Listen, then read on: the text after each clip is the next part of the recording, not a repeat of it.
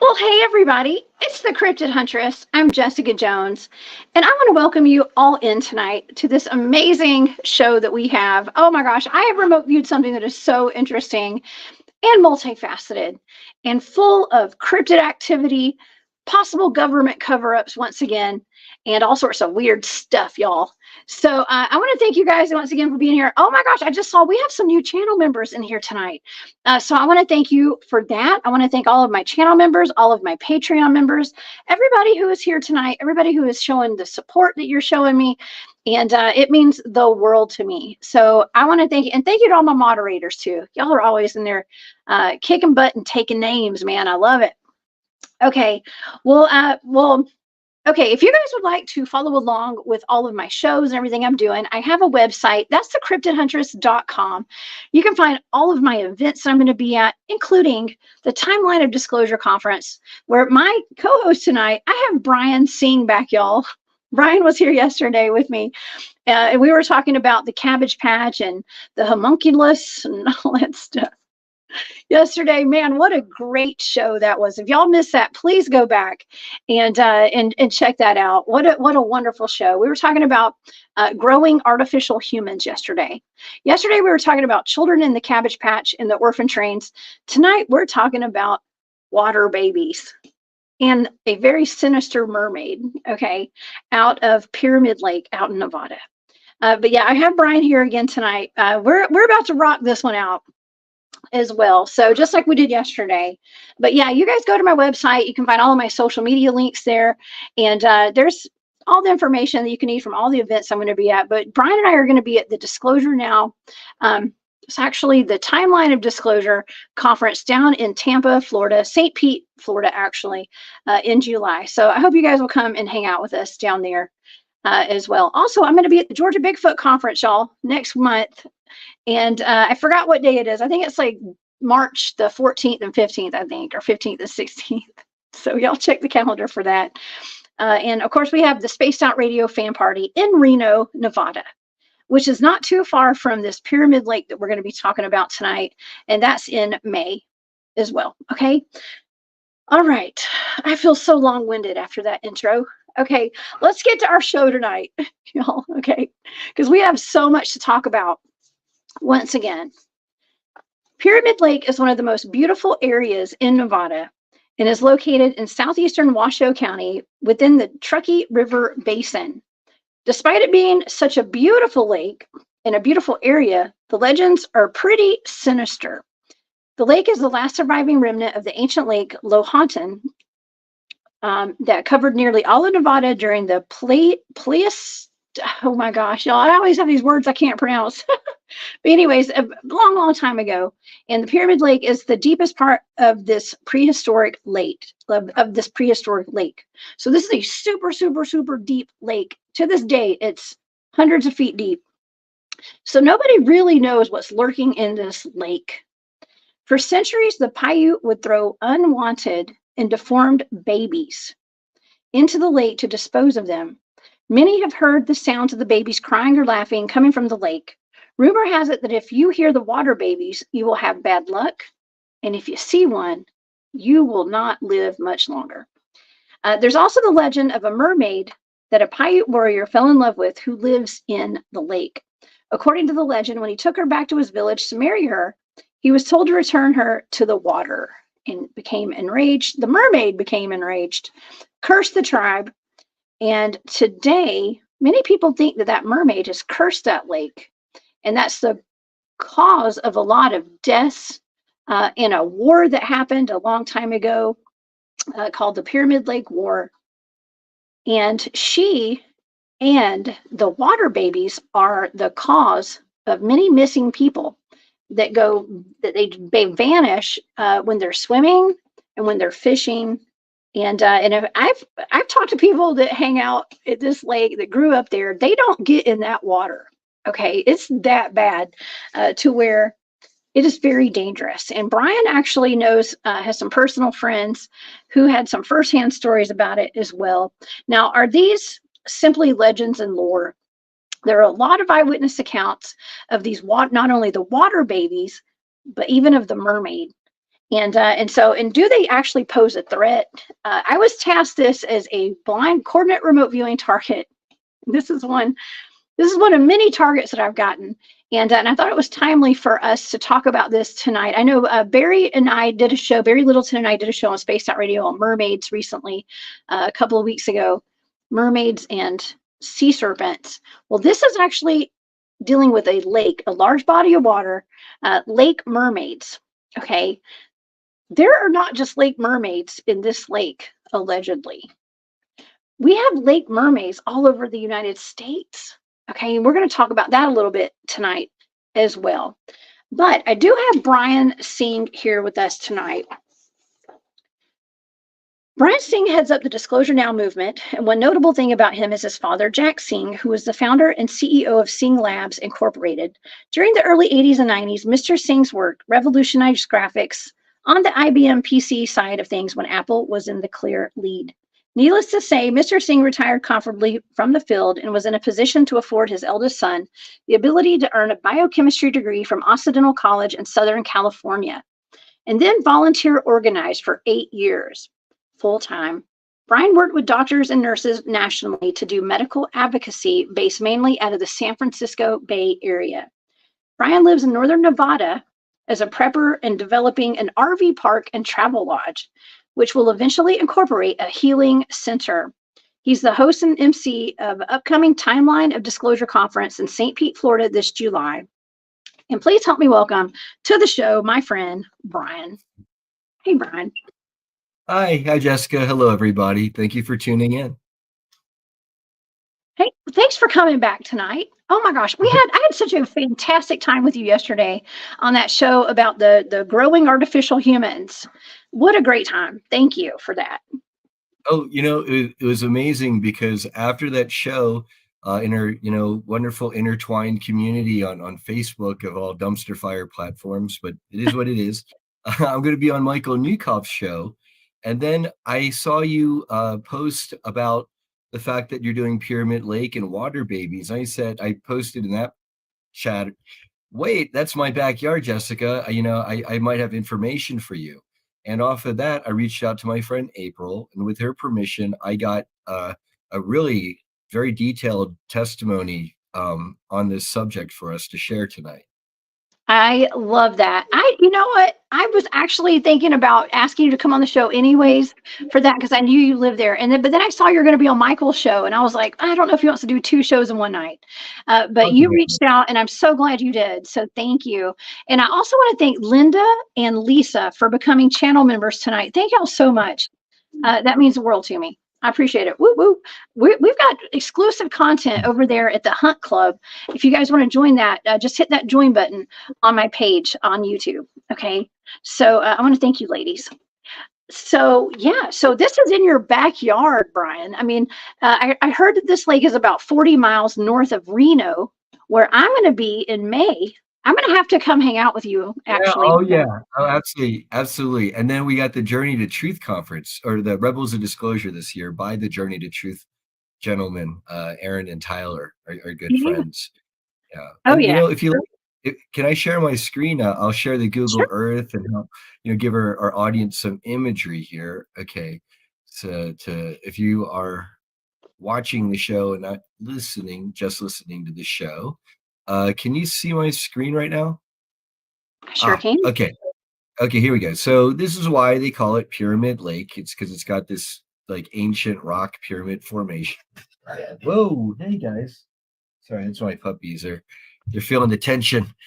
Puppies, be nice. Be nice. And this is in as you're speaking to, here's Pyramid Lake in the northern Nevada section, okay, of in this region here. And my friend April, she grew up in this Fallon area, southeast of Pyramid Lake.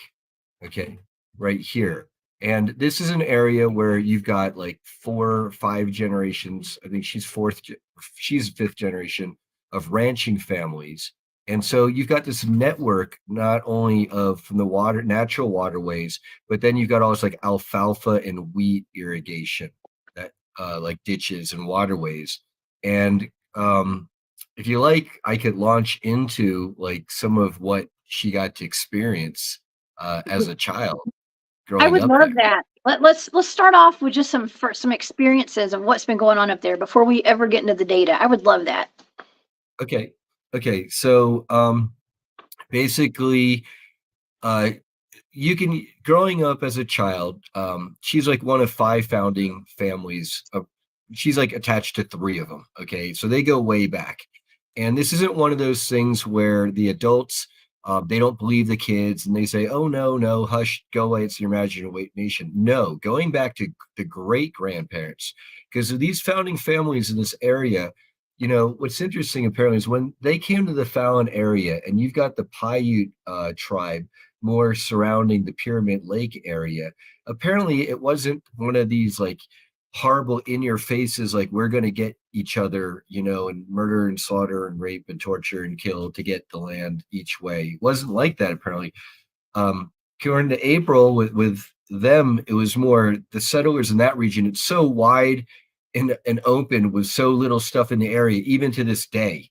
Okay, the settlers came into the area. The Paiute, the white settlers rather, the Paiute were already there. They already had the best land, and these white settlers asked, "Hey, is it okay if we have this like not great land and try to develop it and turn it into something nice and that we can fertile, that we can grow on, and we can coexist, and it'd be mutually beneficial." And so I'm all for that. That's great. And April, we admit that unfortunately that's rare in the history of First Nations or Native American peoples in this country and up in Canada. But that's how it was around here. Okay. And her family moved to the homestead that she was on when she was 3. And yet a driveway that she had to walk down with drainage ditches and ponds on either side, and you had to walk down it, and she could hear them whispering her name. Okay, or if they were walking out in groups of the children and they were walking around, and one kid, they would only whisper one name at a time, apparently. So if there's like 2 or 3 or 4 kids, they would pick the one kid, whisper their name, all the kids could hear it. So it was a physical, it wasn't like a telepathic thing. Okay, and the job of the other kids would be to grab that kid and like pull them away to safety. And this is stuff that was taught to them by their parents and uncles and aunts and grandparents and great grandparents. And the biological cousins, they band together. And basically they, on the one property behind their house, they have one of those like blue above ground pools. And there were numerous times where they would get, one of the kids would either get pushed into the pool, pulled into the pool, or at least on a couple of occasions, both pulled at the same, pushed and pulled in to the pool, that above ground pool at the same time. So I said, April, so then you could see them, or what's happening in the above ground pool? It's not like they have anywhere to hide.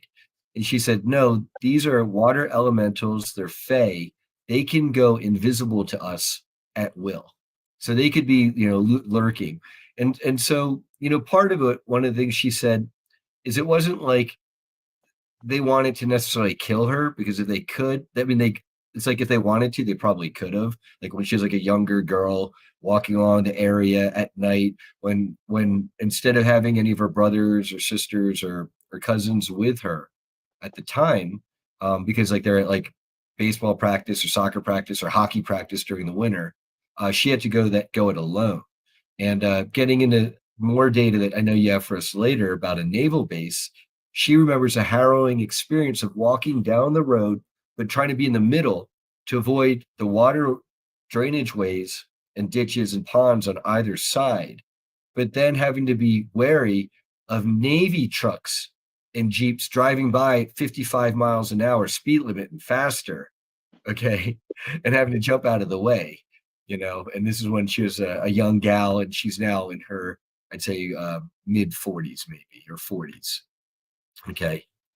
Okay. Yeah. So, Wow. yeah.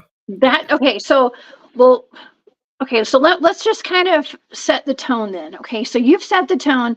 So you're mentioning a lot more than just whatever the water babies, whatever's possibly going on this lake, the water spirits. Okay, there are reports of not only the water babies and this mermaid or mermaids there in the water, which by the way, a lot of this reminds me of things that I've already done remote viewing targets on, like the Japanese kappas. Okay, we have kappas. Actually, matter of fact, I have a couple of pictures to pull up tonight of that. And so we have the kappas, which you guys are going to remember these. They look like the Teenage Mutant Ninja Turtles almost, but they eat humans. Okay, we have those. We also have reports of reptilians there in the area. Some people even say that some of the water babies look like reptilians. We also in the area have USOs, unidentified. I believe it's submerged objects, right? So there are UFOs seen coming in and out of this lake, and UFOs flying over the lake as well. So we get that, and of course we got good old Sasquatch. Okay, I don't have a picture of Sasquatch because we talk about Bigfoots all the time, but Sasquatch sightings. Pretty much any kind of cryptid, I'm pretty sure, has probably been spotted in that area, including giants as well. And now, Brian, you don't live too far from the Lovelock Caves. From Lovelock, you're actually in Winnemucca, right? So that's where some of these giant bones have been found. Well, here, let me share my screen here again to give context to everyone, because so you've got Pyramid Lake right here. You've got the Lovelock Caves over here. You've got Fallon area where my friend April grew up. And then I'm up here in this mess of stuff. Sorry, I've got it all labeled up here. Here in Winnemucca, which is north of there. Okay, Winnemucca. And then I've got basically, this is up where my RV park is going to be, which is a site of a haunted cowboy saloon and brothel, which we can talk about on another show. But this area, there's a lot going on here because the audience, I'm sure, is familiar with Area 51, okay, which is more, south. Here's Tonopah, and then you've got Vegas, and then like Area 51 is, I believe, somewhere in this area, okay, north of Vegas. And so there's a lot going on here because using this Google Earth, you can download an overlay, a couple overlays that may be of interest. One here is the geomancy overlay, where they're showing the ley lines, okay, apparently. Oh, yeah. And so if you look at it, look at Pyramid Lake, look at right here, boom. Okay. I don't think it's it hasn't pulled up yet, Brian. I don't see it on my screen. Oh no! Oh, gee. I'm sorry. I think I'm presenting this the whole time. Okay, my bad. Technology. Okay, we're following you. We're still following you, no matter what. Okay. Well, okay, here it is. Here we go. Is it live? Okay, that's what I meant to do, everybody. My bad. So, geez. Here's Pyramid Lake. Okay. Here is the Fallon area. Okay, where my friend April grew up. Then I'm north of there in the Winnemucca area where you see all these labels. Sorry, I have to remove them from the screen. And then up here is where on the border with Oregon, right where Nevada runs with Oregon, that was where that bad boy cowboy saloon brothel was. And that's the site of my future RV park. That's on the way. And, as like all this stuff happens and develops in this area, which is like kind of out here in between the San Francisco Bay Area on the way out going to Salt Lake City. And then what I'm showing here, sorry, with my overlay, you see all these lines in this grid work pattern? Uh-huh. These are apparently ley lines. along the Earth's natural energy, points. Like these are the acupuncture for the Earth, if you will. And look at this right here, Pyramid Lake, boom, is like a major intersection of 1, 2, 3 of these ley lines with, another some over here in this area, smack dab there. And then you were talking about Reno. Okay, if this is Pyramid Lake, Reno is, sorry, I'm going to remove the geomance stuff. Right here. Okay, so due south of Pyramid Lake. And then a lot of people are familiar with the Burning Man Festival, which is held in the Black Rock Desert right here, I believe, in this area. This is like the Black Rock Desert. Where is it? The Gerlach. This is the Black Rock Desert right here, just west of where I am here in Winnemucca. Okay. And so, yeah, hopefully, I'll be there for that show in Reno. And then, yeah, it's a little bit of more of a stone's throw away, but come on up to Winnemucca. But yes, there's a lot of paranormal activity here. And then, sorry for the tour here for our viewers. Down here, South Nevada, you've got Las Vegas. Okay. And then north of Las Vegas is going to be Area 51. But then you've also got the Tonopah Proving Grounds, right?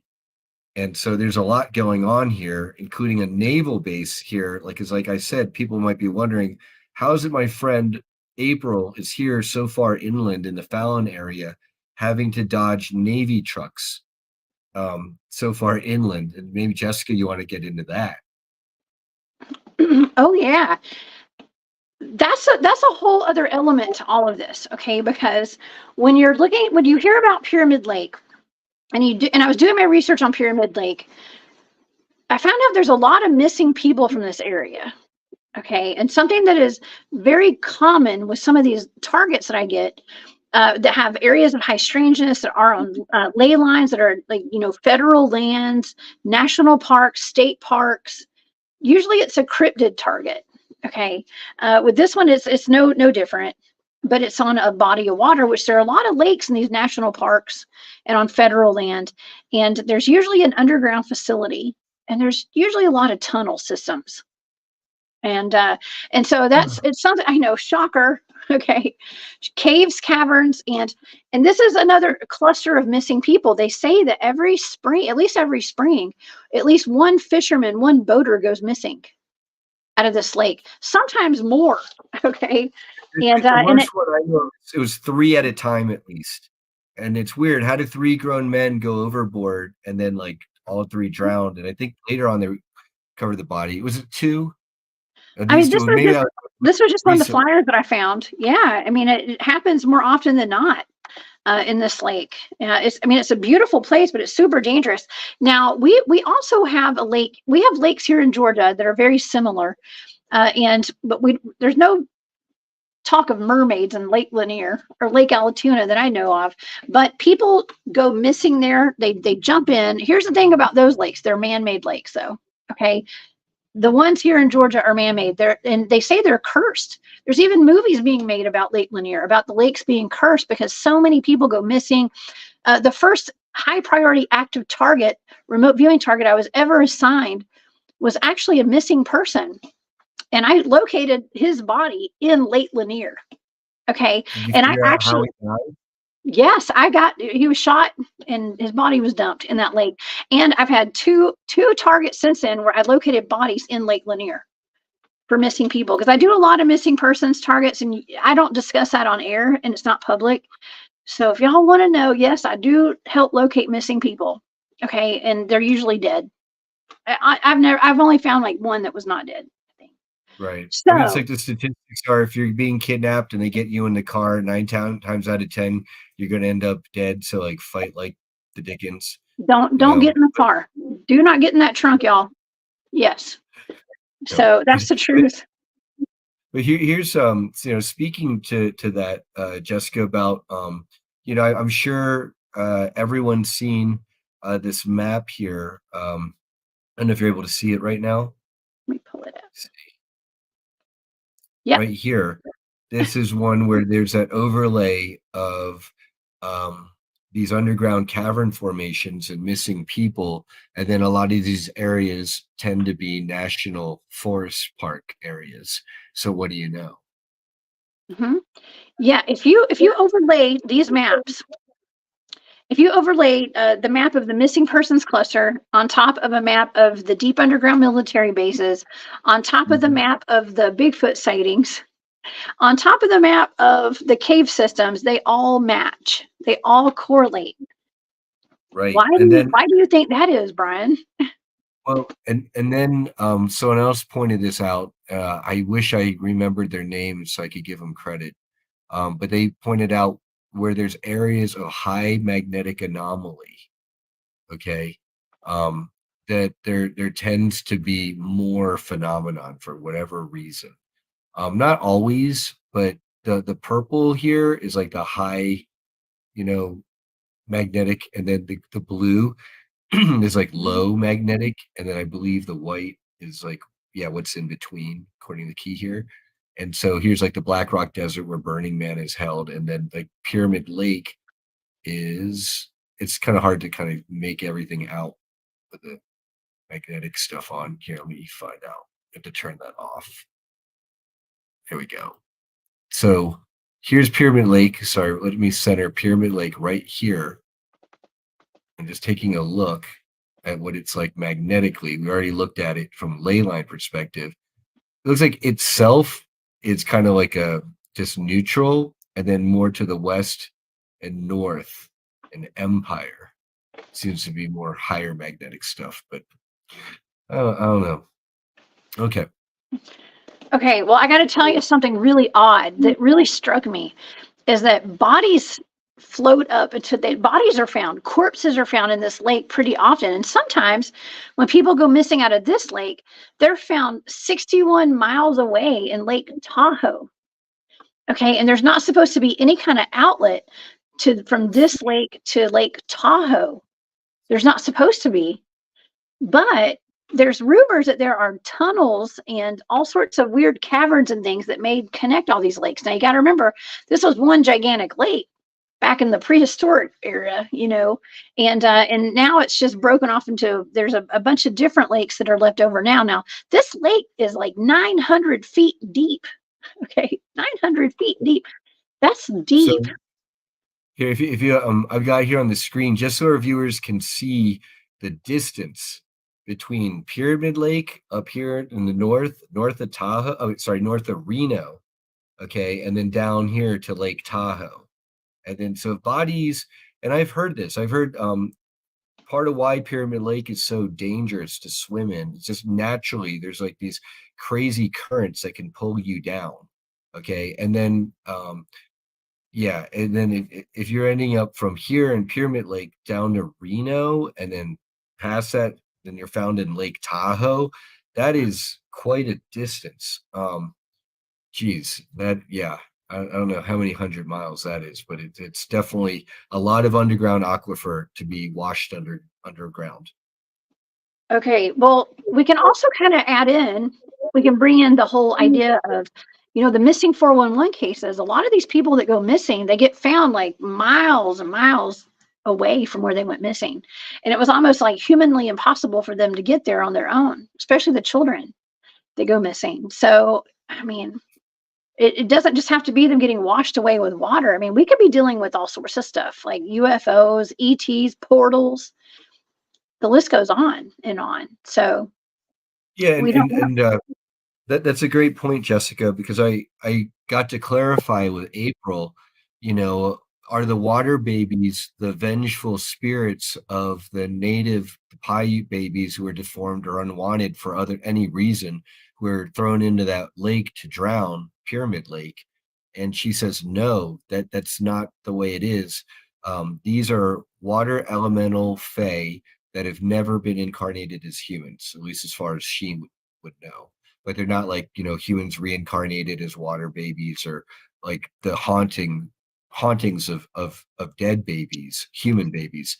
Having said that, my friend April, she's one of these gifted people. She's an extra sensitive, And she said one of the ghosts she recalls seeing while growing up as a young girl, and it scared the crap out of her, was like a 1920s person, farm worker, who they had held on to some farm working machinery, got sucked into it, got mangled to death. And then their ghost, to at least as when she was a child, to that day was walking around in that same appearance of the when they died, haunting the area. And that was frightening. That's terrifying. Yeah, I mean, a lot of ghostly sightings. I mean, they say they're ghostly figures of the soldiers that were fighting back during the war that they had there, the Pyramid Lake War. You can see the soldiers marching out there. Well, So funny many you different should mention things. that. Uh-huh. Funny you should mention that. To present my screen again, uh, just yeah, there's a lot going on in this the middle of nowhere where there's a lot going on from a paranormal perspective. Mhm. You've got Thacker Pass, and so speaking of not good relations with native peoples, you had the Thacker Pass slaughter, where many Native Americans were basically gunned down, um, men, women, and children. Yeah, right there in this area.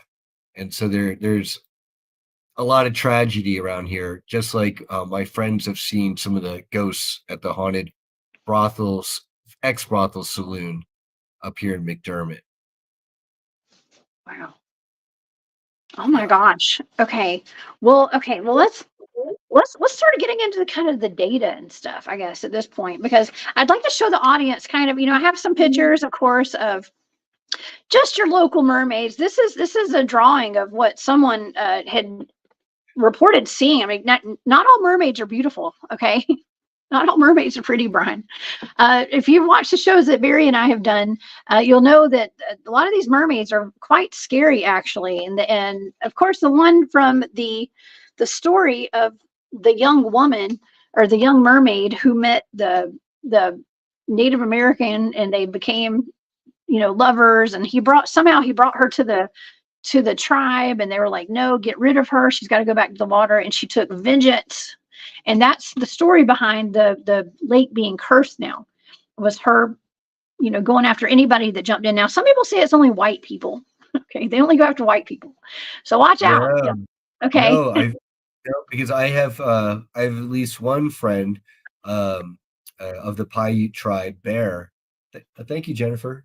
Thank you, Jennifer, Um, I appreciate that. and and he and other locals, natives who live on the res or aren't even from that res, they know better. They'll fish there. They'll stand on the shore, but they won't swim in it. I don't know if maybe some of them might paddle around on it and fish. They'll do that, but they're not like jumping in, or they're not scuba diving, much less night scuba diving in Pyramid Lake. Oh no, no way. Oh no. I have a friend who grew up in that area and says that he and his family, his grandfather, they would not get in that water. Like, it's just kind of known. You don't go swimming in that lake. Now I look at the lakes here in Georgia and in Alabama and Tennessee, the ones that I used to swim in all the time. I look at them very differently now after doing some of these targets. And especially the ones where there's dead bodies floating in Lake Lanier. It's hard for me to get in that lake now, knowing how many people they dispose of bodies there. And speaking of disposing bodies, it's really difficult to even talk about this, because they say that the Paiute used to, I guess, drown the babies of the malnourished, or like the ones that were not the babies that were deformed or had something, what they consider to be something wrong with them. Uh, they Mhm. they would put them in that lake, and so that is kind of the story, the history as to what these water babies are, according to some of the local legends there, which is sad. I could see how that correlation would be made, and I'm not going to argue with that. I can say just from my friend April's firsthand experience. She described them as when she was 4 years old is when they were as tall as she was, and then she kept growing, and now but they never grew. But she said even though they were only the size of, say, a 4-year-old human child, gal, they were very strong for their size.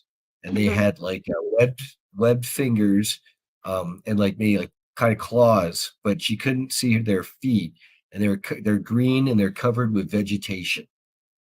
Oh, wow. Well, okay, and in some instances, they say that some of the water babies that were there looked like beautiful human children with like a fish tail, and then other times they're just super scary looking. I mean, this picture came up. I don't know what this is.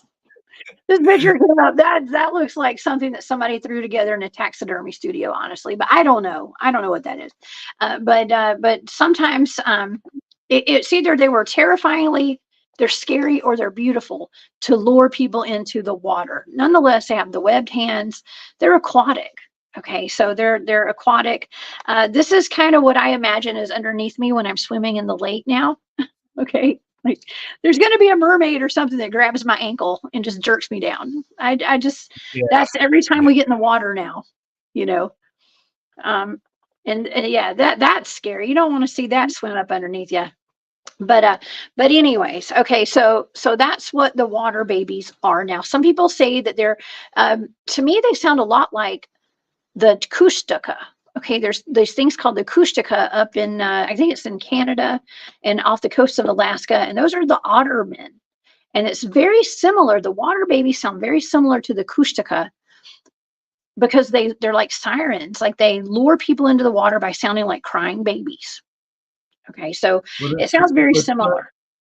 well let's go out on our limb here, Jessica. For Mhm. y'all out For all there, y'all.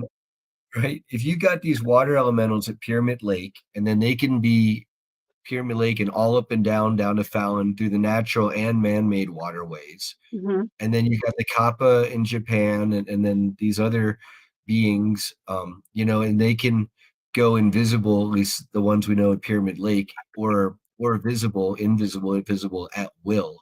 Okay, so now, and now in this time of change for the world, where maybe the veil is getting thinner, the sun is getting more active, this whole ascension process is taking place. These things, like, yeah, I remember seeing that video. These things are going to become more and more visible to us, and then I've heard from other sources that there was a Star Nations treaty, that a certain clause that ended in 2019, where a lot of these beings are now allowed to be visible, and it's not violating any of these like prime directive type policies.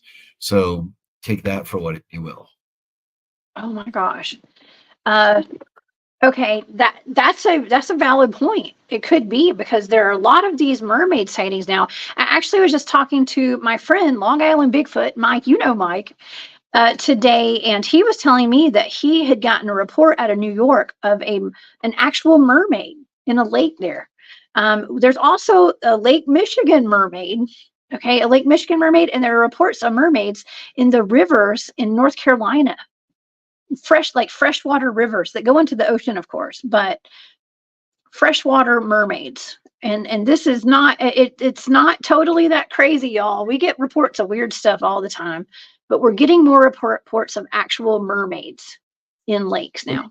I mean, if we throw in a Coney Island mermaid, and then or whatever, we've got the movie Splash. That's the plot of Splash right there. Yes, Yeah, you've that's ever seen true. that with Daryl Hannah and Oh, of Tom Hanks? course, Then of if course. he's attached to disclosure in a certain way, or predictive programming, I would not be surprised at all. Yes. So yeah. Okay, totally, absolutely. That's cool. The freshwater. Ladies love the freshwater. That's right. We love the cool water and the freshwater. Just kidding. Okay, and that's some and, 1990s and cologne. Okay, if anybody's familiar with cool water. All right, just saying. Um, sorry. where Okay. Robin was saying something about lakes being creepy at night. I've Mhm. heard from other uh, Native Americans from the area that at night, especially around that lake at the shores, when they would camp there, the water babies would call to them from the water, sometimes late at night, and you could hear them from your tent. I mean, if they call your name, okay, what cryptids, the creepiest thing a cryptid can do is call your name. I'm just gonna say it. That's one of the creepiest things you can hear is Jessica. you know, Especially coming from the water or just coming from the dark. I mean, I've never had that. I've not had that happen yet, thank God. But I hear about it pretty often, especially with dogmen. Dogmen like to call your name at night when they know you. Yeah. Like in a dog voice. Yeah, exactly. Scooby-Doo. Exactly. Exactly. Okay. Let's get into this data. Okay. So with this target, okay, and as I go through the data, we're going to branch off a little bit into some of the other stuff, like this Navy base, there's a submarine base out there, I do believe. Now I want to ask you about that because I came across myself when I was researching, and I'm trying to figure out, why is there a submarine base in Nevada in a lake? That doesn't make any sense to me personally, but okay. So, and what is the connection? Okay, so we're about to go there. Let's get into the data. So with the data, okay, so the target is this lake and whatever this cryptid activity is going on in this lake, if any. Okay, so I immediately, when I went into this target, I was picking up with some of my sensory data. I was picking up on something electrical, like a power generator. I was coming up with a whole lot of, like, a power source, power, electrical, powerful. I was picking up with static, electricity, static. I felt like I got zapped. Okay, so zaps, electricity, something that was moving and flowing, green. Okay, I kept seeing the color green. I was feeling something very playful, something strong, sting, and I immediately started getting attacked by something. I felt like I was either watching something get attacked or I was experiencing an attack of some sort. But I was feeling rumbling and shaking, almost like an earthquake or something. I was feeling rumbling and shaking. Now, some of my data for my analytic overlay, which is, I mean, this is me trying to make sense, I guess, like what I was hearing and what I was picking up. I kept picking up on something green, like a greenway, a green belt. I kept hearing, I heard clairaudiently, come up for air, come up for air. And then I actually wrote the word trenches. Now, did you say trenches earlier? You said something about trenches. That's in my So data. because of all the alfalfa and wheat growing in the area to raise feed for the cattle, you've got all these ditches, irrigation ditches. So these things, these elementals perhaps are moving. She could hear them and her friends like chattering in the ditches. So she'd be walking home along this deserted road to get to her house and then have to cross over, like a culvert, and she could hear them inside. And one time she even admits to trying to shoot at them because as a young girl in farming country, she had access to guns at a young age, and it didn't work, did nothing. Oh my That would be gosh. scary. That would be scary. Well, sometimes the dogmen are impervious to gunshots and stuff. They're not able to be, their skin is not penetrated, but there could be a supernatural aspect to all this. I mean, my God, we're talking about dogmen and mermaids, y'all. Okay. So we don't really know for sure. But we're about to add another element into all this, because it's not just these critters that we're looking into. We're learning that there's a connection with secret programs and stuff with some of this. Okay, and this might be the case with this. I don't know. We're going to find out. Okay, so I was picking up. Okay, so I told you I felt like I was getting attacked. I was picking up on attack data, and I was picking up on like going beast mode. I wrote down beast mode, attack mode, beast mode. Something that was super energetic. It wasn't letting off. It was like attack, but it was controlled. Something that was controlled, but it was attacking. And then I was getting into a whole lot of data that had to do with a restricted area. And for my stage 3 picture, I'll show this to the audience. I actually wrote a stop sign. I wrote a stop sign. It was like, stop, restricted area, don't go further. And I almost felt as though I was potentially being stopped from going further into the target. Mhm. Okay. But I did not take heed this time. I kept going. Luckily for us. Okay. So I kept going, but I kept hearing no access, access denied. Access denied. I was things started getting dark. Okay. And then I wrote down dark, deep, and vast. So I started going down. Okay. So it was like access denied. I wrote blocked out and blacked out. blacked out, and I started going down, and then it got really quiet. I wrote down slimy and wet. Okay. Mhm. And this is where I started picking up on something that was like a creature. Okay. I wrote down gunk. I was writing down gunk and goop. Okay. Like gunk and goopy, slimy and wet. And then I wrote down bottom dwellers. Bottom dwellers. I started picking up on something that was underground and underwater. Okay. So I was there. I was like, I was told not to go. I was like denied access, like do not go further. And then I started sinking down. And then I ended up somewhere under the water, underground, that was slimy and gross. Almost like, what's it like where catfish live or something? I don't know, like in the slimy part. I grew up on a lake, y'all. Okay, Brian. I Oh, grew yeah. up, I'm a country Yeah, girl. catfish muck, we know. Yeah, The like mud. dirty catfish in the bottom of there. Yeah, that mud. Okay, so I was remote viewing this. Okay, so I'm down at the bottom. Obviously, it was at the bottom of the lake is where I was. I didn't know where I was at the time, but I was somewhere at the bottom of a water source that was slimy. And then my data started shifting into sound frequency manipulation. And by that, I mean I was picking up on sound frequencies. I actually wrote down harp and weather manipulation. Energy, frequency, vibration, and I was picking up on sound weapons. Okay, sound frequencies. I was picking up on waves of sound being broadcast out, like pew, pew, like that. I mean, I know that's No, that's called scalar waves, perhaps, and they're using the scalar technology with HARP to heat up the atmosphere and bounce the energy off the ionosphere, and then that can, in turn, perhaps generate weather events, which I are not actually good. that's interesting because I wrote down nebulous and nebulous clouds too. Like that was part of my data. I don't even remember what a nebulous cloud is, but that was in my data. I should have There's a looked that up. nimbus. There's nimbus clouds. Nimbus. Nimbus. I wrote nebulous and then I wrote nebulous cloud. I mean, So maybe I close meant enough. nebulous cloud. It was close. I don't know.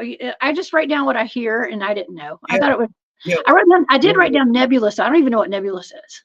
well, Okay. there's nimbus clouds, there's cumulus clouds, and then they've got these new man-made homogeneous chemtrail clouds. So Oh, my there's in a way, favorite. Just kidding.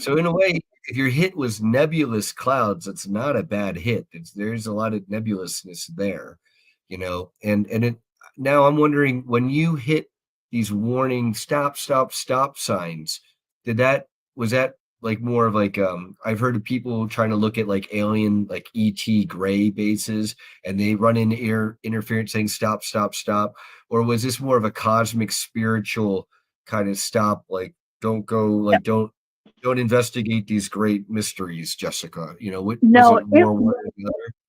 it was more 3D, I believe, because I actually wrote a stop sign. Okay, so I was Mm. actually seeing restricted area signs, like you don't go past this. But of course, on a remote viewing level, it's like, well, I probably shouldn't go there, but I'm Well, going. So check that, it out. Check it out here on my screen again. I was looked it up. So there's Naval Air Station Fallon. Okay, so they could argue that there's like what do you call it? Radar stuff and all that, and there's a lot of that right here. In the okay. Winnemucca. Cool. Wait, show. Um, I don't have your screen up yet. You have to let's share it with me. sorry about that. Okay, it's okay. It's showing now. Okay. Yeah, so you got Naval Air Station Fallon there.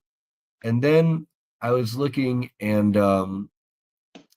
this is like, I think, like the Phil Schneider map of like underground bases. And I don't know, it's hard to tell from here, but maybe if this is Nevada right here, I don't know if that's where Pyramid Lake would be or anywhere near that, but if that's like an underground tunnel running under there, that's like at least in our vicinity of what we're talking about. And this is what Phil Schneider revealed, and probably was later made the ultimate sacrifice for back in, I believe it's 93 or 94. Wow. Yeah. So if you're picking up like anything like harp or something like that, that wouldn't be a surprise. And so that gives us an overlap of these cryptids with the water babies, and then maybe ghosts and hauntings, and this lake that leads to who knows where, and then maybe underground bases, and then other stuff, kind of like what we call special access programs and black ops. And so, wow, yeah, there's a lot of interesting things going on here. A lot of interesting things. Now we have a couple of people in the chat today. I see Renee in here. He says that he used to work. I think he used to work there, and it was saying that that place that you were just showing was like a Top Gun school, like Top Gun, like what is that, Maverick and Goose? You know, Like Miramar, because Miramar yeah. was San Diego. Yeah, and then what I would say is, okay, when you worked at that installation, was there anything kind of more, I don't know, that you can reveal, at least hush hush, or stuff that the American people in the world should know? And so, gosh darn it, please let Yeah. us know. I know we're just a silly YouTube channel. You let us know if you're It's for able to. We would love that. Right. We entertainment would love purposes that. only. Right. No, this is really interesting, okay? Because as I'm doing this research, I end up coming across something that's right. I don't know how far away this is from there, but there's a place called Hawthorne. How far is Hawthorne from where you live and where this is? Hawthorne isn't it's not very far. Hawthorne, Okay. Nevada. Because I'm Let me- asking because they have a naval, what is that? A naval underwater warfare center there. Okay. This is a naval underwater warfare center. That's wild, being in the middle of Nevada and at a lake. They have naval underwater warfare centers with submarines and stuff. Now I have to wonder if, since I was picking up data like some sort of frequency weapons and stuff like that, could that have been related to this submarine place? Well, let's take a look at the map again here. I pulled up Hawthorne, okay, and so Hawthorne is right here, and north of it, that's Fallon, where April grew up. Here's Pyramid Lake, and there's Lake Tahoe. And if we already know that, what do you call it? There's perhaps bodies that end up in Pyramid Lake that wash up in Lake Tahoe. So that would say that there's underwater ways that way. Mm-hmm. Why wouldn't you have underground tunnels and probably flood it with water if you got submarines going through them between Lake Tahoe, and then this is Hawthorne right here, and here's Walker Lake. So I don't know. It makes one wonder, that's for sure. Oh my gosh. Sovereign Cosmic Wildman in the chat says, this Hawthorne Naval Underwater Warfare Center is exactly the one that John Lear talked about first. Well, here you go, right there. Here, I mean, here's Walker Lake. Here's like an array of stuff. That's interesting.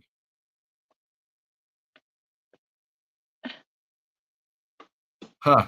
Who knows? I'm just using Google Earth, so this is nothing proprietary, guys. I'm not trying to reveal any secrets here. Yeah. Not sure what that is, but if there was something that was super secret, it would be blurred out. Okay, trust me. When we go looking for like Mel's Hole and places like that, we can't find them. There's like a dark cloud over it, and it's glitched out where we can't see it. So yeah, there are a lot of tunnels. Apparently, the tunnels connect these lakes as well, y'all. The tunnels connect the lakes. I didn't even know that was possible, but they do. Digger Dog says, been through Hawthorne, a lot of ammo stored there. That's what those look like. Those look like ammo bunkers. Well, that's what she says. Yeah, that they're probably there's a lot of ammo there. Yeah, it looks like it. Boom. And then here's the lake. So okay. Well, I have to wonder how this is all connected, though. Because you and I, Brian, we're very fully aware of all the secret programs that are going on, with the cryptids, with the breeding programs, the secret space program, the chimeras in the labs, all this stuff. Like, is there some kind of connection to some of this? That's my question.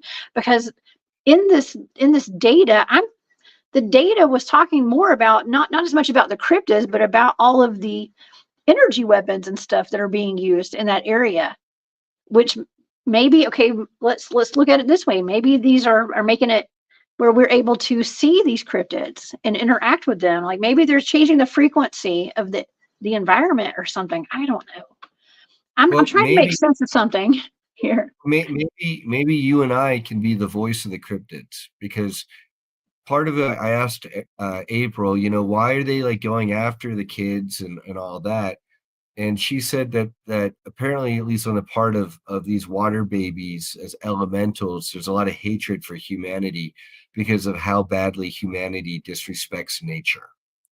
Okay. And then for you to be honing in on this lake and then not just hit the water babies from the cryptid perspective, but also get, maybe energy weapons and stuff being right there on the cryptid's home turf.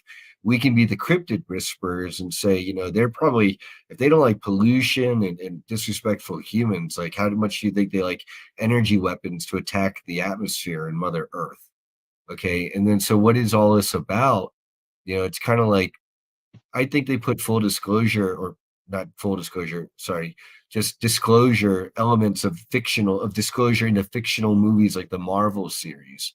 And if you think about it, imagine like Hydra is like Operation Paperclip, where they're bringing all these NZI type people over from after World War II. And then now they're set loose in America.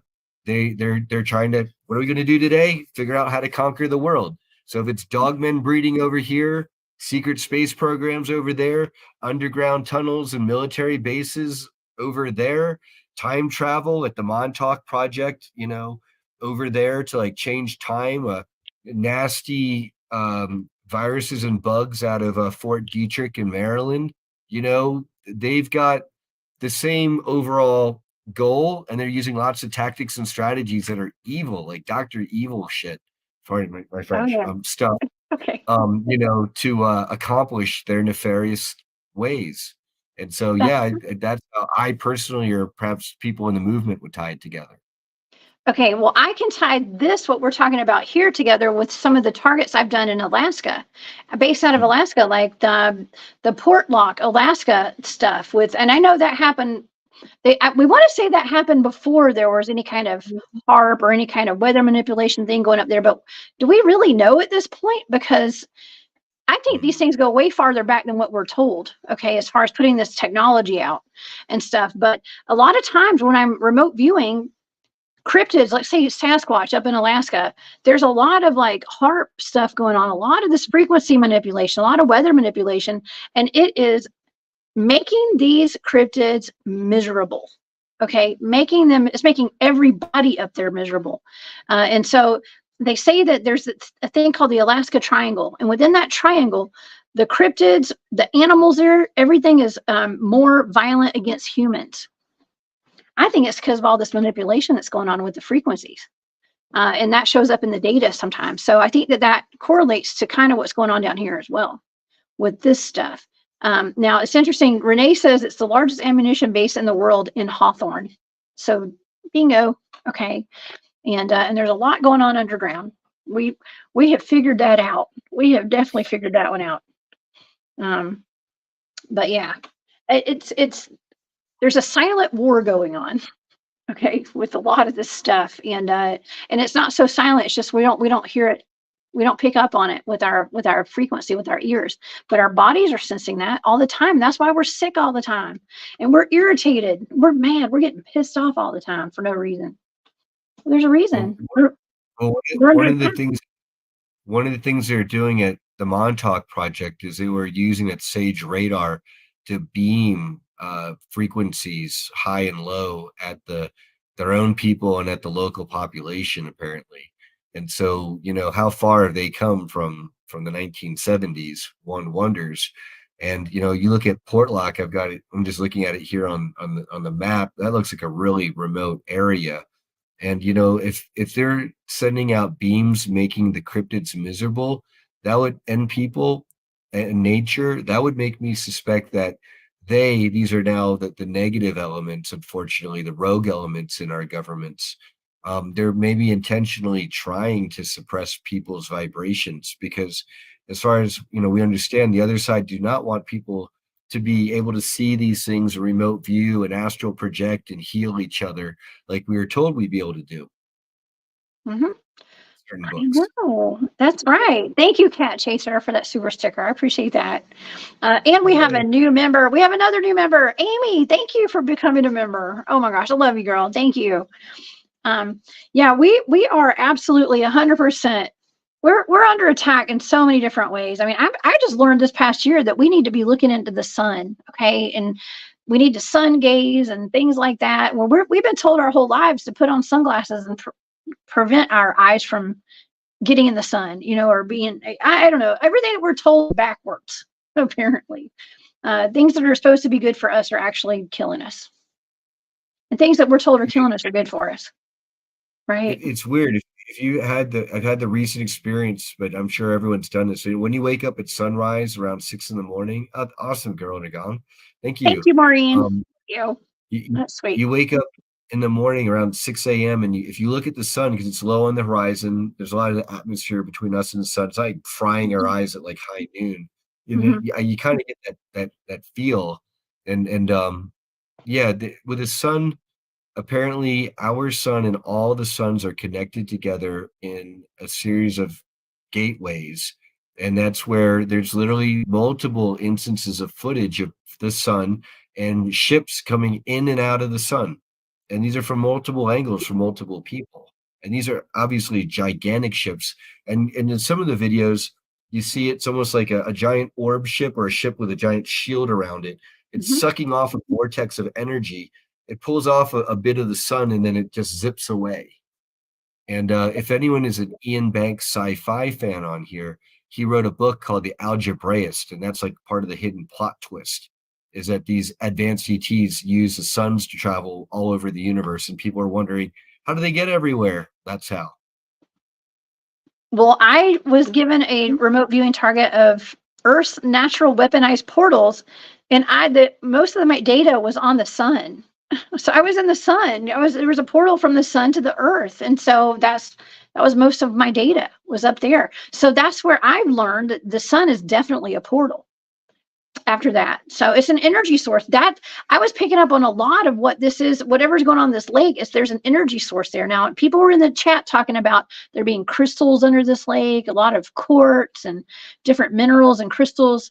Um, could be, but I was picking up on like a power generator. I was picking up on some man-made feeling stuff as well down there. It could be So, that it could be man-made stuff tapping into the natural stuff because that's what we had at Montauk. You know, Montauk, Long Island, New York, that whole area that was stolen from the Montauk tribes is beautiful. And apparently underground that there's a lot of these natural crystal type formations. And what do you know? They use that for the Montauk project because apparently for the Montauk trip chair, it was those natural quartz caverns had a good way of like not messing up their signal and allowing them to then dial into whatever bad stuff they were dialing into by abusing the kids, unfortunately. oh yeah. So I know Renee said her grandfather worked for World War II, after World War II for the DOE, and that was Yeah, like, that's that's very Montauk Project stuff, Department of Energy. What's her opinion on military assets able to use a higher level of ESP and psychic abilities? How plausible it is for soldiers being easily trained on that way? So you want me to take this, or do you want to take this, yeah, Jessica? you can take it, but I mean that's the whole, Project Stargate, Project Jedi. There's different projects where they've used it. I mean, I learned from Absolutely. somebody how to remote view. I don't know. I've never been part of the military though, but there are people that I know personally who have been in those projects. Okay, so or may not have been. I don't know. Let's just say. So So yeah, the military uses those. They've been using those projects, using psychic spies since at least the 1960s with the Cold War. So I think they still use them. I know they do. Actually, I have people who contacted me saying that they actually have a remote viewer assigned to each of their units when they go overseas and stuff, especially the snipers and things like that. So yeah. Anyway, and and and absolutely.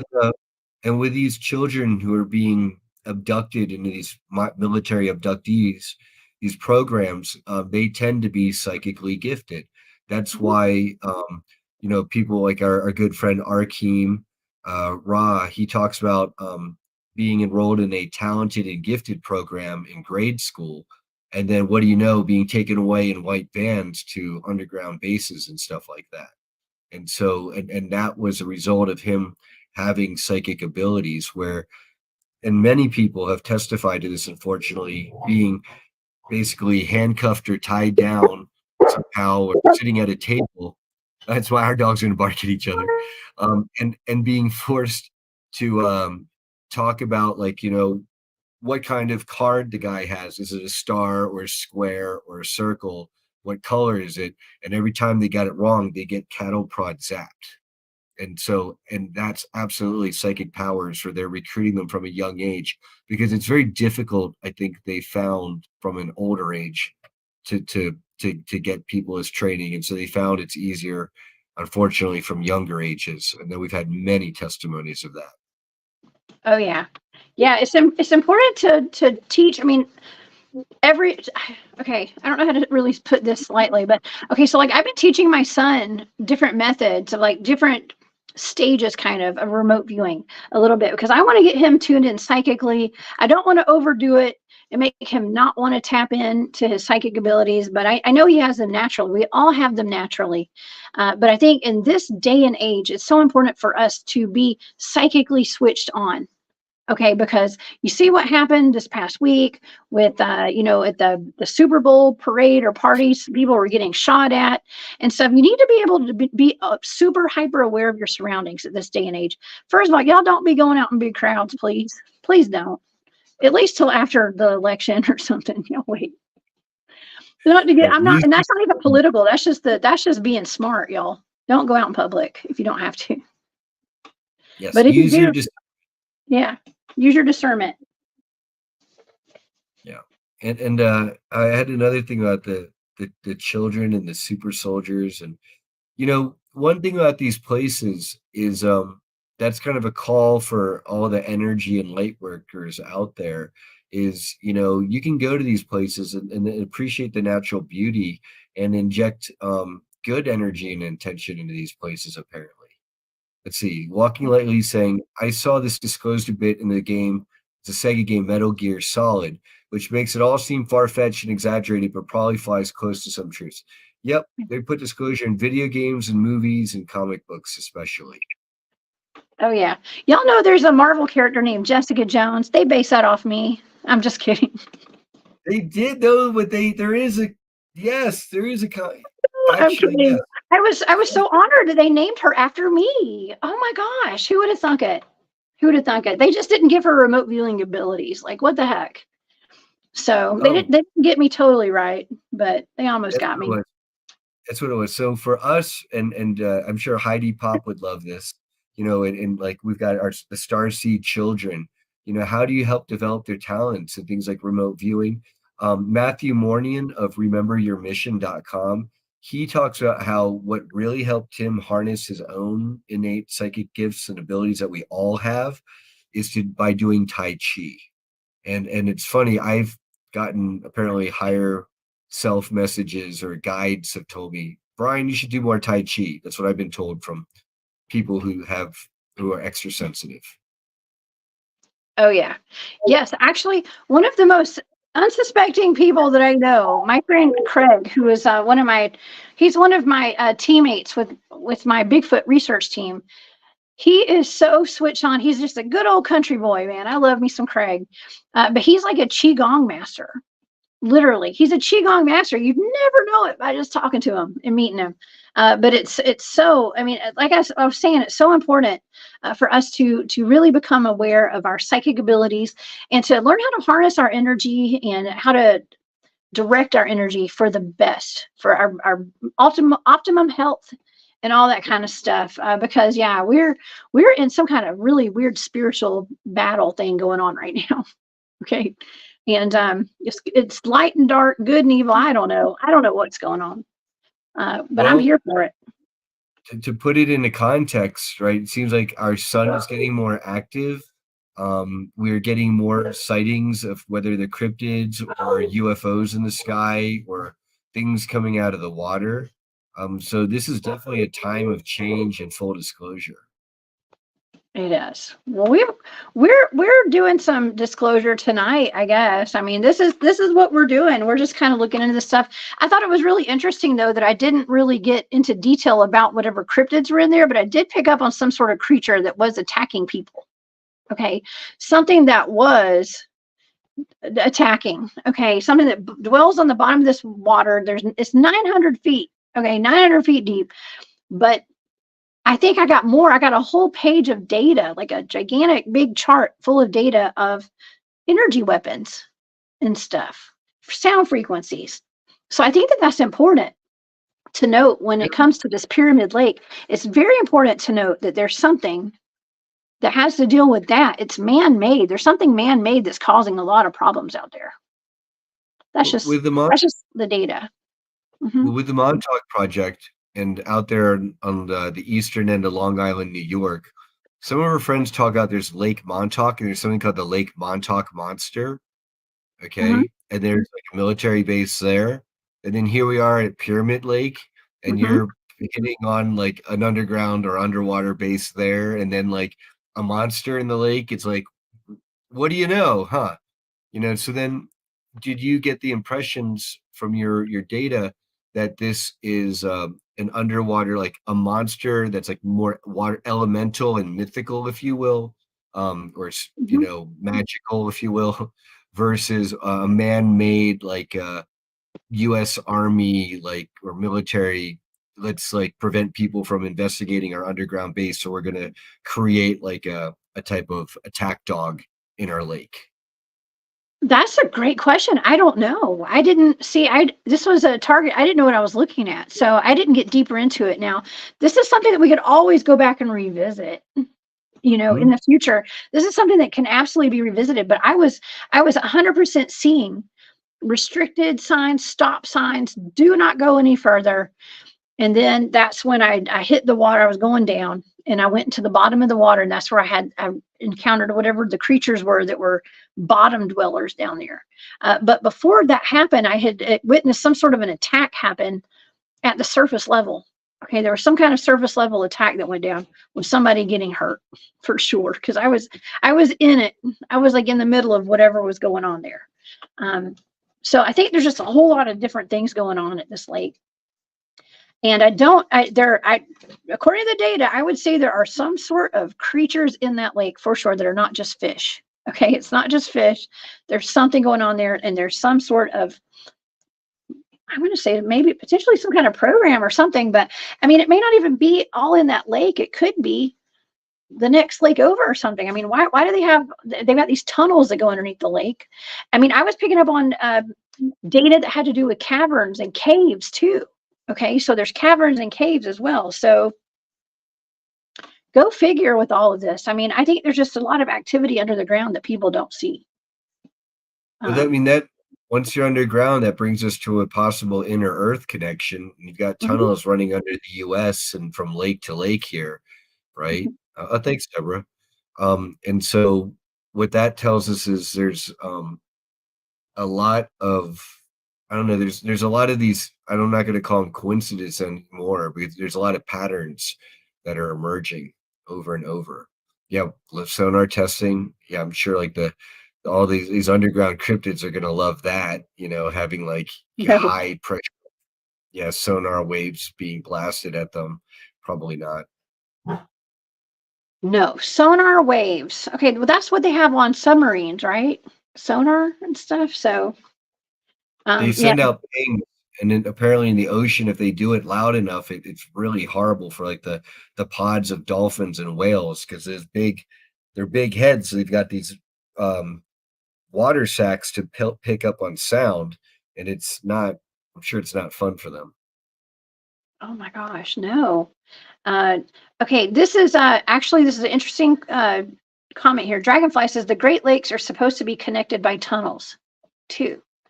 And there's a lot of human trafficking in that area too. So Mm, yeah, and there's where there's underground bases, there tends to be potential human trafficking, and then you're getting these map overlays with the the supposed bases and the national forests and the underground tunnel, just natural underground formations like where you are, Jessica. I mean, they're all connected, and like I said, you overlay the map on the different maps on top of each other. They're all the same map, with the DUMBs, the deep underground military bases. Now we've got tunnels that are connecting the lakes. That's a new one for me. I don't know. I never even thought about that. But I mean, I have people, I have friends who are in the Navy and have told me, they won't say this publicly, but they've told me that been on their ship, and like aircraft carrier, whatever they were on, and they watched multiple UFOs coming from the sky into the water, into the ocean and stuff. And so we've got UFOs and bases under the water, and we've got people and aquatic extraterrestrials and God knows what. So yeah, happy swimming this year, y'all. Happy swimming in the lakes and oceans. It's like, what do you know, y'all? We live in interesting times. I know. I know. Well, okay. So the Great Lakes. That's why I pulled this comment up, Dragonfly. Thank you. I pulled this comment up because there's reports of a mermaid in Lake Michigan too. So, and Lake Michigan looks like the ocean, just like the Pyramid Lake looks like an ocean kind of.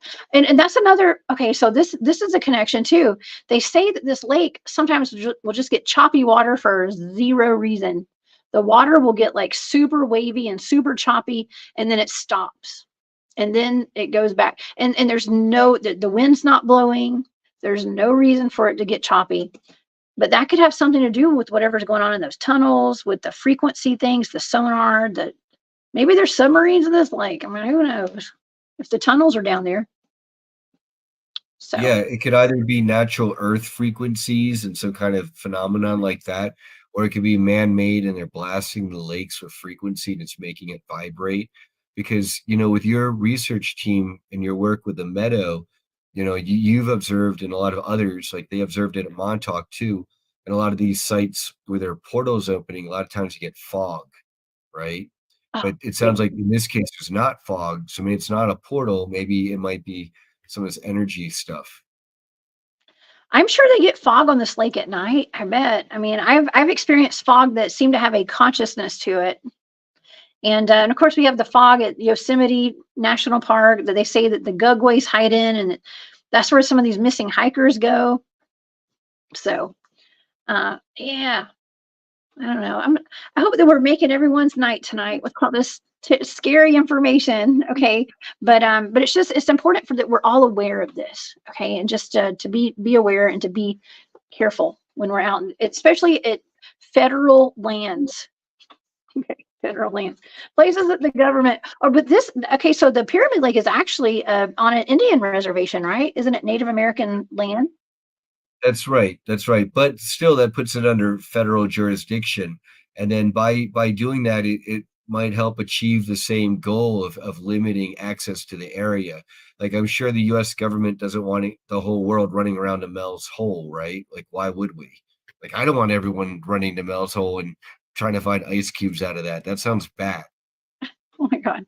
They'd be like hot ice cubes, okay, or dry ice cubes or whatever. Yeah, one of the guys, it seems like they did put ice cubes down inside Mill's Hole. And when they brought them up, they were hot. And that one guy heated his house with these, they were like radioactive ice cubes. And he heated his entire house with them for like a whole season or something. So probably Until the not house smart. crumbled and then sunk into the ground with the What? remains of it. And apparently very dangerous. And they had people haul away that ice, and this is like really bad. And there's like a Kurt Vonnegut book where it's kind of like not, it's like where they talk about ice, but it turns like everything into ice, so that it touches like the water of the oceans. And that sounded far-fetched when I first heard about that as a kid, but then hearing your reporting on Mel's Hole and others, yeah. Oh my gosh. Yeah. Uh, yeah, just stay away from Mill's Hole. Okay. Stay away from there, please. So Yeah. Digger Dog, in terms of non-human intelligence, is absolutely, and so Hmm. that's where you might have the possible interface of ET bases that might have pre-existed, and then now more recent human military type bases piggybacking those, and that would be I don't know, inadvertently that's the story, the testimony of Phil Schneider and was it Arculata Mesa or Dulce, where it turned out that there was like a hostile or at least a gray base under their base there. Wow. Okay. Super Station. I think that's how you pronounce your name. What's up? Some cryptids have layers in lakes that pop up and connect to caves inside of hills and mountains, just like in certain movies. That's true. Yeah, that could be where they're living. Nessie has to go somewhere. Loch Ness monster, if she exists, that's one thing. If she doesn't phase out or go to a portal, then why not? That's right. Yes. Yeah. Watch out for the fog. I think they've made movies about the fog. Okay, like horror movies and stuff. So the fog's always can be ominous. Be Stephen careful, King. especially. Yeah, especially if it's following you around and it stops when you stop and speeds up when you speed up. Okay, just run, run, because we don't know what's in there. And Stephen King. mhm. Okay. Oh, go ahead. No, you go ahead. Stephen King has a short story called The Fog, and it's about a U.S. Army project where they open up a portal to another world, and it's bad. And then there's now stuff about Stephen King having certain affiliations to certain groups, and so yeah, all this seems to be tying together more and more. Yeah, they had a hostile exchange. He ended up at that time with a wound that he would show at his right. Phil Schneider, exactly. Yeah. Yeah, apparently he got hit with an ET energy weapon, and they fixed him up, but he had scars to show it. Oh wow, yeah. Jimmy Payne has talked about that before. Jimmy says that Phil was one of his very best friends, and anytime Phil gets brought up, he gets very emotional about that. So, um, yeah, we there's I'm going to oh say it here for everybody. It's my suspicion that they modeled Forrest Gump's accent and a lot more than that after Jimmy.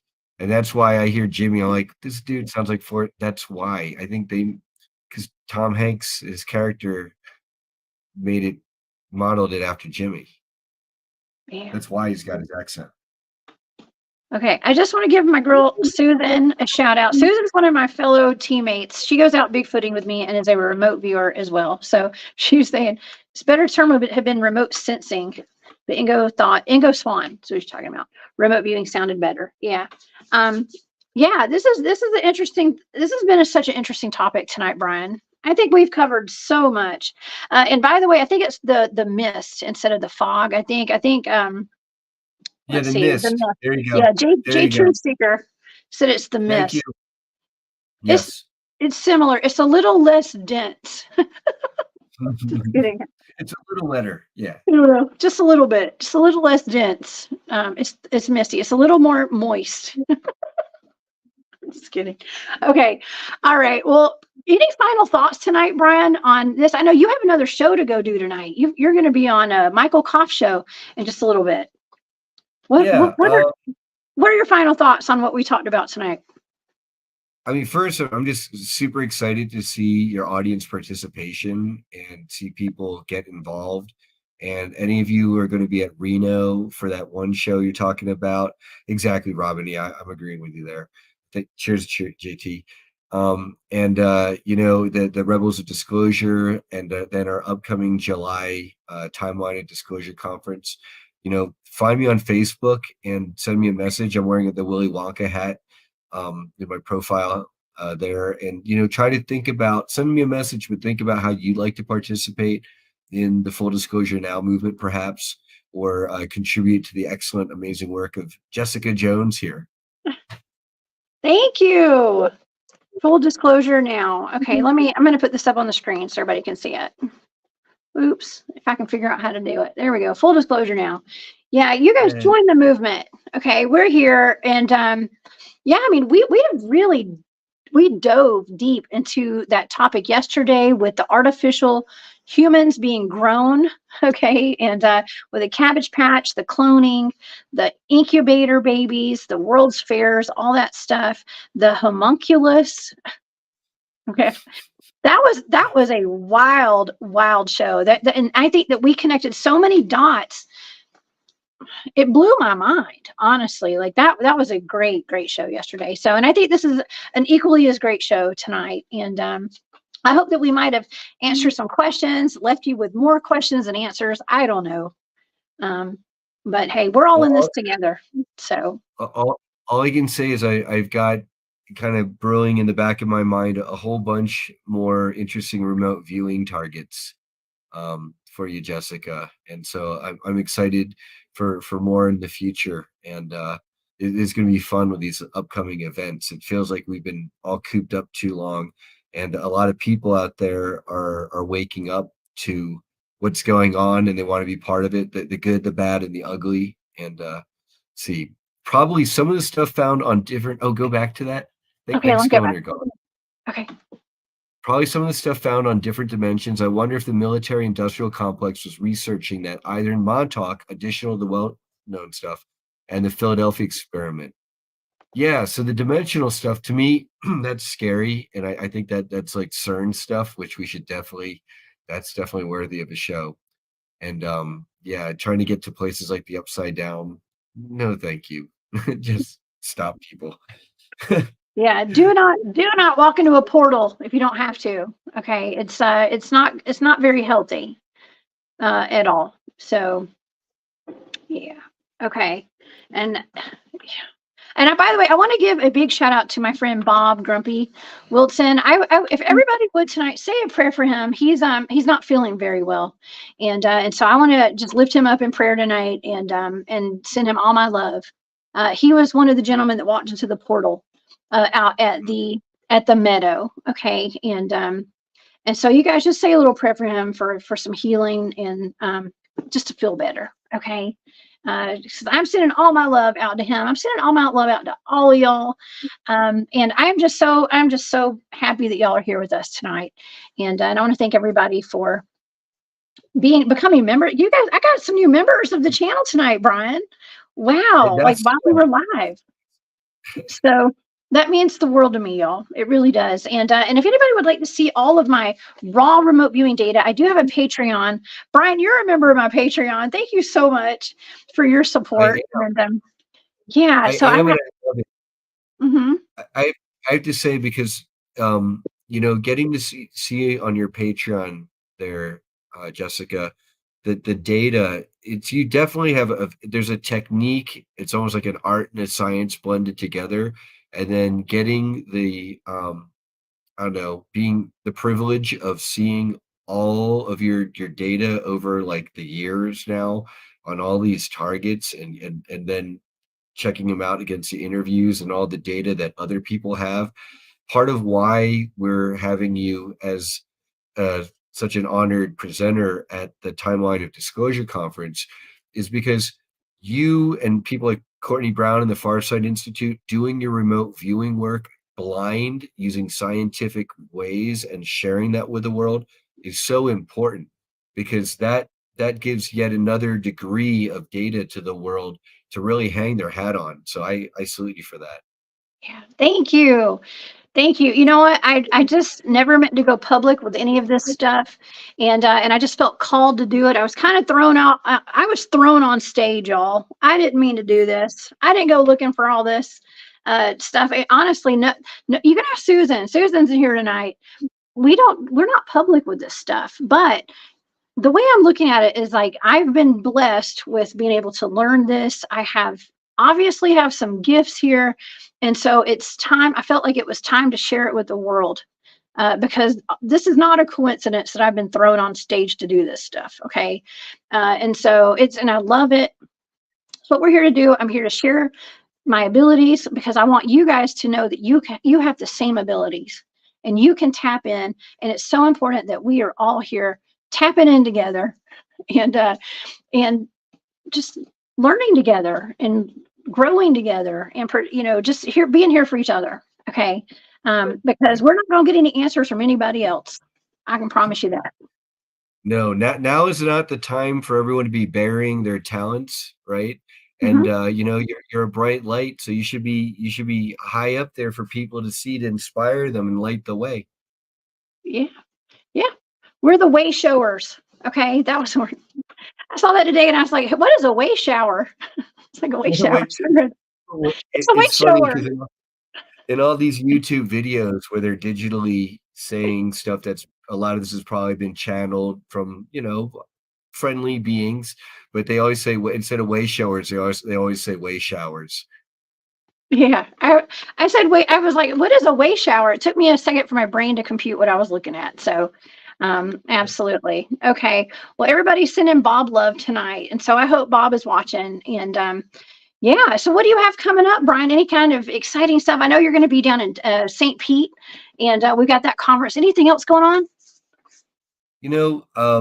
Our Akeem, he's been making some different transitions with Kat and moving around a bit, and so we've fallen behind, unfortunately, on the Disclosure Now show, but we've got some guests that when we can get around to it, get them on because of us, that's exciting. And then I just say, people are reaching out to me from all over through the woodwork with Cheers Super, just out there wanting to get involved in so many ways. And that's really gratifying. And seeing, being a black sheep in the family and then now joining this community after Facebook banned my first account. Now I've got a new one, and but now it's like all my Starseed tribe family. Here we are. So this is, I'm very excited for that. And really, I'd say for the next exciting things coming up now would just be, people reach out to me and especially let's figure out how you can get involved in the movement. Yes, for sure. For sure. You guys have the sweetest comments, man. Thank y'all for so much for all your support, for all of us being here. And yeah, please subscribe over to Disclosure Now over on YouTube. That's our friend Akeem's channel. And Brian's on there pretty often. And Brian, I hope you're going to come back and hang out with me some more and give me some of these targets. I have the best time doing these. This is my thing. Okay. So we got more work to do together for sure. For sure. Okay. Well, everybody, y'all go see Brian over on Michael Koff's YouTube channel. And I think it's on YouTube Live tonight. And y'all go over there and what is it called? The Energy Between Us, I think is the name of his show. It's Writing Through the Unknown. You're on a different one than I was on then. Yeah, y'all go over there. He's got multiple links and maybe multiple platforms, but that's who I'll be with in about half an hour from now. And so, no, this is perfect timing. And when you doing stuff like this takes no energy, Jessica. I could do this all day. So I'm glad to have our audience along for the ride. Awesome. Well, thank you for being here. I appreciate it. And we'll see you back soon. You guys come see me this weekend on Spaced Out Radio. I'll be there on Sunday night at 10 p.m. Eastern and 7 Pacific. Okay. So y'all come over and hang out and then I'll be back next week. Thank you to all of my channel members. If you guys want to join the channel, I do exclusive content here on YouTube. Just hit the join button. I think some people are having trouble finding the join button. So it's on there somewhere. You can do it through your television. I looked on my TV today. You can do it through the TV and you got to hit join. I don't know. There's a join somewhere. I think you may have to go to your computer to do it. You may not be able to do it on your cell phone. Okay. But thank you to everybody who is a member. I'll be putting out some content tomorrow for y'all. And thank you to all my Patreon members. Y'all mean the world to me. Thank you to all my moderators, everybody that was here tonight. We had a big old crowd here, Brian. And so we got the word out. And shout out to Renee too. You had some great comments tonight. So thank you to everybody who had input with your comments. All right, Brian, have a great time tonight. I'll be in Michael's chat and hanging out with you guys. And I will see you guys on Sunday. Y'all have a great night. Bye, y'all. Bye, Brian.